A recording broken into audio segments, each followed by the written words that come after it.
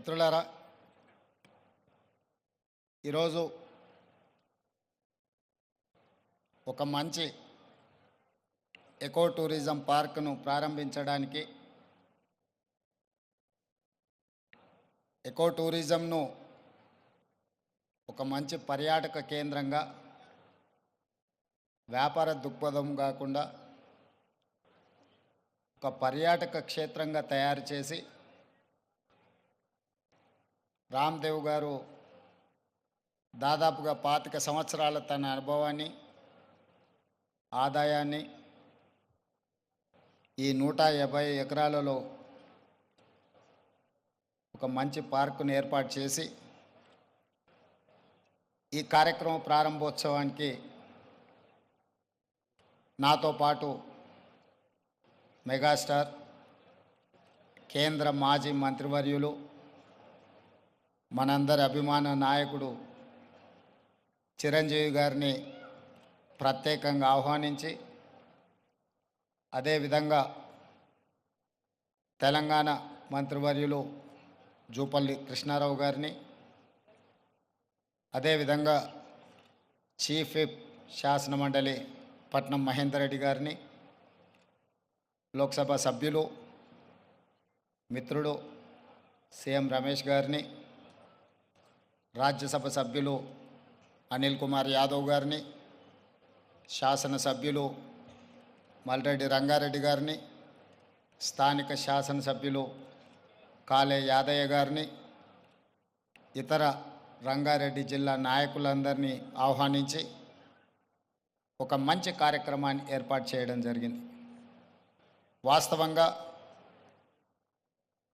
మా ప్రభుత్వం ఏర్పడిన తర్వాత అధికారులతో, మంత్రులతో చర్చించి తెలంగాణ రాష్ట్రం ఐటీ, ఫార్మా రంగాలలో రాణించడం, ఇన్ఫ్రాస్ట్రక్చర్ రంగాలలో దేశంలోనే ప్రముఖ సంస్థలు తెలంగాణ రాష్ట్రం నుంచి ఈరోజు నిర్మాణ రంగంలో రాణించినాయి. ఇక తెలంగాణ రాష్ట్రానికి కావలసింది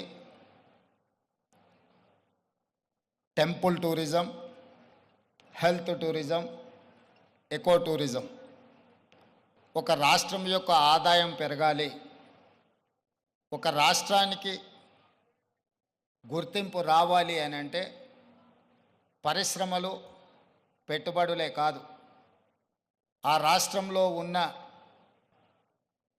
టెంపుల్ టూరిజం, ఎకో టూరిజమే ఆ రాష్ట్రం యొక్క ఆదాయాన్ని పెంచడమే కాకుండా రాష్ట్రం యొక్క గుర్తింపు, గౌరవాన్ని కూడా పెంచుతుంది. ఈరోజు మనకు సంబంధించిన మిత్రులు కావచ్చు, బంధువులు కావచ్చు, చాలామంది వాళ్ళ పిల్లల పెళ్ళిళ్ళు చేయాలన్నా, శుభ కార్యక్రమాలు ఏమైనా చేయాలి అని అంటే మన ప్రాంతం కాకుండా రాజస్థాన్కో లేకపోతే ఇతర దేశాల్లోకి వెళ్ళి అక్కడ కార్యక్రమాలు చేసుకుంటున్నారు. దానికి ప్రధానమైన కారణం ఆ ప్రాంతంలో ఉండే టెంపుల్ టూరిజం, అదేవిధంగా ఎకో టూరిజం.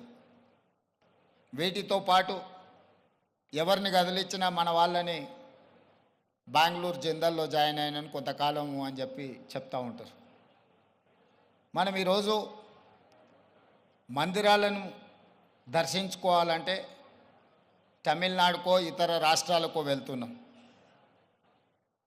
ఫారెస్ట్లో ప్రకృతి సహజ వనరులను చూడాలి అంటే మధ్యప్రదేశో లేకపోతే ఇతర రాష్ట్రాలకు వెళ్తున్నాం. అదేవిధంగా హెల్త్ టూరిజం విషయంలో కూడా మనం ఎక్కడెక్కడికో వెళ్ళాల్సిన పరిస్థితి. కానీ అన్ని సహజ వనరులు ఉన్న తెలంగాణ రాష్ట్రంలో ఇప్పటి వరకు ప్రభుత్వాల దృష్టి ఈ హెల్త్ టూరిజం మీద, ఎకో టూరిజం మీద, టెంపుల్ టూరిజం మీద ఫోకస్ లేకపోవడం వల్ల అద్భుతమైన ఆలయాలు ఉన్న తెలంగాణ రాష్ట్రం, అది 1000 స్తంభాల గుడి కావచ్చు, యునెస్కో గుర్తింపు పొందిన రామప్ప మందిరం కావచ్చు, లేకపోతే శ్రీశైలం కావచ్చు, రాజన్న వేములవాడ రాజన్న మందిరం కావచ్చు, ఇట్లాంటి చాలా మందిరాలు, ప్రపంచ ప్రఖ్యాతిగాంచిన మందిరాలు మన దగ్గర ఉన్నాయి.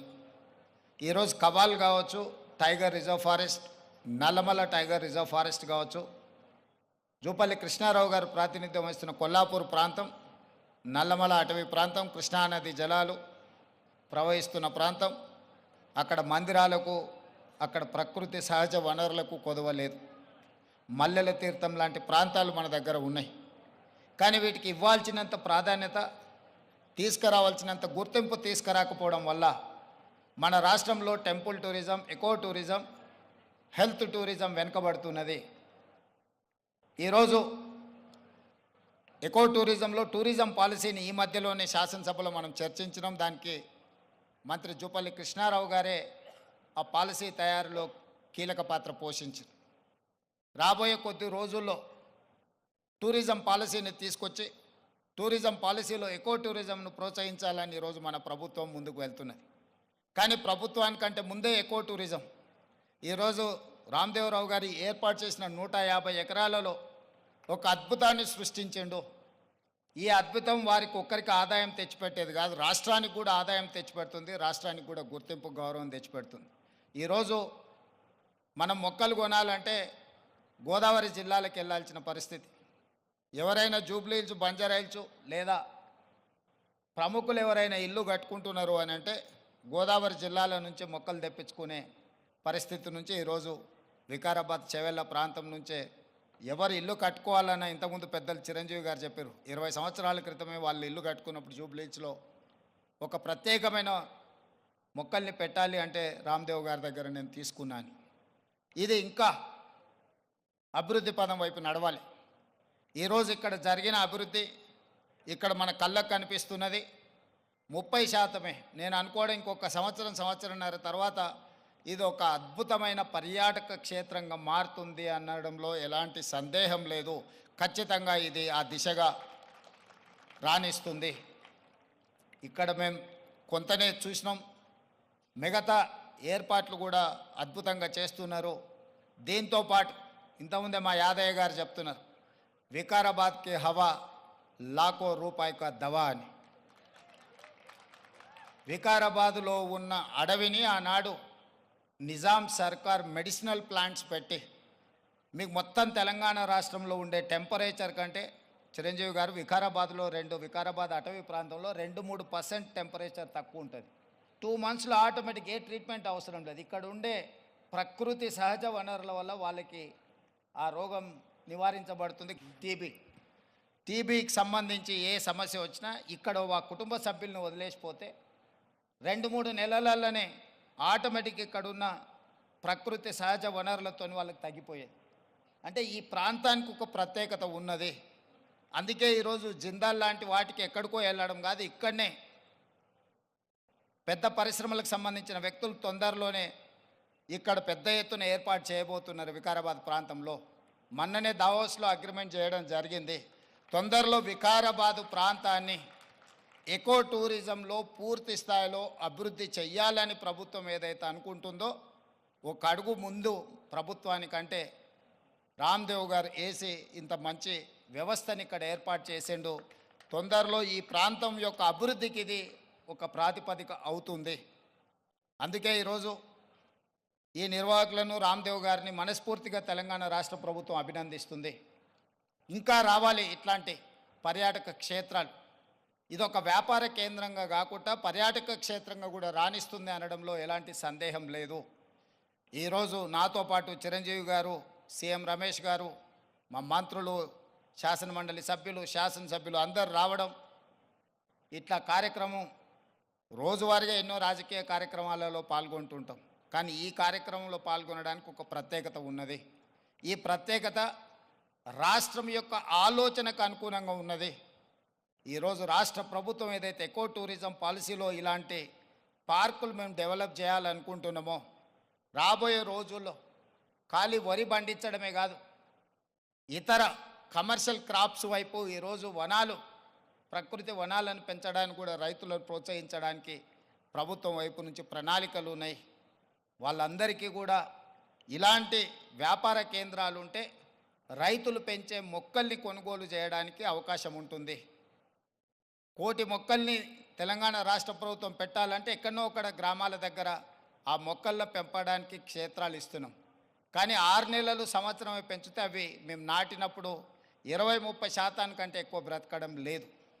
అందుకే రాబోయే రోజుల్లో మా మంత్రి గారికి సూచన చేస్తున్నా, అదేవిధంగా ఫారెస్ట్ మినిస్టర్ గారికి కూడా నేను ఆదేశాలు ఇస్తా.